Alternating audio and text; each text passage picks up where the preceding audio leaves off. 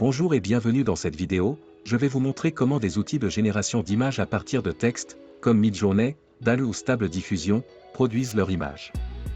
Ces intelligences artificielles ont été entraînées sur un volume d'images considérable, on imagine prises sur Internet sans forcément respecter les droits d'auteur. Pour chaque image du bruit est artificiellement ajouté et on entraîne l'intelligence artificielle à enlever le bruit pour retrouver l'image d'origine, c'est un apprentissage supervisé. Au fur et à mesure que le modèle a réussi son débruitage, on recommence avec un peu plus de bruit qu'avant et ainsi de suite. Les images sont aussi associées à une description textuelle de cette dernière. Lorsque cet entraînement laborieux, mais automatique, a été fait sur un nombre considérable d'images, l'intelligence artificielle est prête. Lorsque l'on veut générer une nouvelle image, cela consiste à donner à l'IA une description de l'image, c'est le prompt de l'utilisateur, comme pour cette image derrière moi. Landscape, science fiction, foreign planet, in style of Forbidden Planet movie, photorealistic. Et on donne également au modèle une image entièrement composée de bruits aléatoires. L'IA supprime le bruit progressivement en plusieurs passes jusqu'à obtention de l'image finale, c'est la méthode de diffusion. L'IA travaille sur des images de taille réduite et la dernière est agrandie pour être présentée à l'utilisateur comme le résultat final. Pour que ce que nous venons de décrire marche bien, il faut utiliser les mêmes techniques d'intelligence artificielle adaptées au traitement du langage naturel qu'utilise ChatGPT. Voir la vidéo qui explique comment cela marche ici. La phrase descriptive, le prompt, est donc transformée en token, et c'est ces éléments numériques qui sont réellement utilisés par notre algorithme de diffusion en lieu et place du texte. Finalement, pour résumer, il s'agit d'un algorithme de débruitage d'image qui est guidé par la description de l'image à débruiter.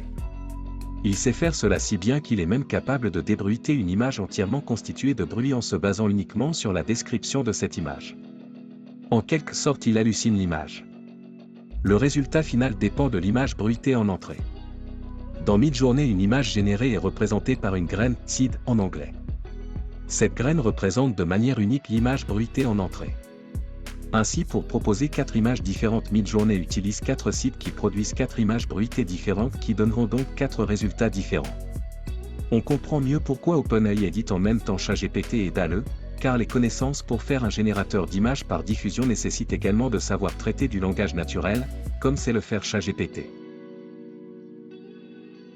Nous allons voir maintenant une vidéo qui représente l'émergence de ce paysage extraterrestre que j'ai commandé à Midjourney.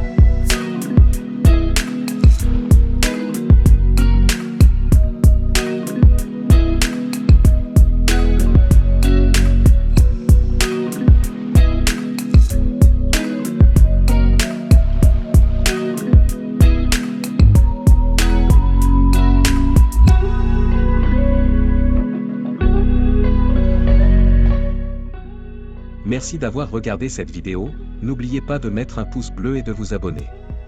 C'est gratuit et cela soutient cette chaîne.